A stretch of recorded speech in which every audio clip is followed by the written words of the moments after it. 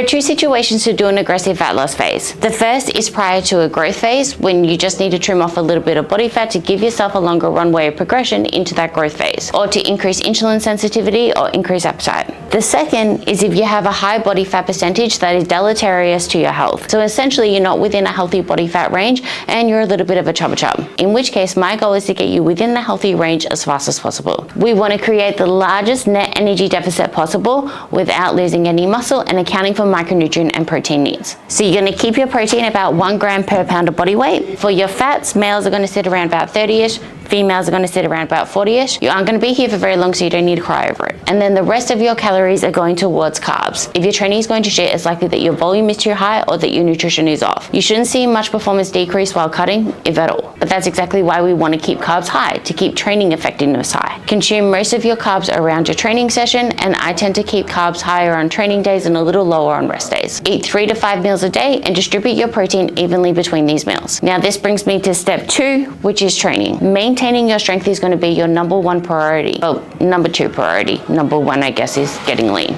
For training itself, we want to stick to 4 to 8 reps, 2 to 4 sets per muscle group. Don't be a pussy, stick to straight sets and choose stable and mechanically favorable exercises. With that in mind, the margin for error here is very small. So don't do this unless you know what you're doing. Is this where I plug my coaching? I think so.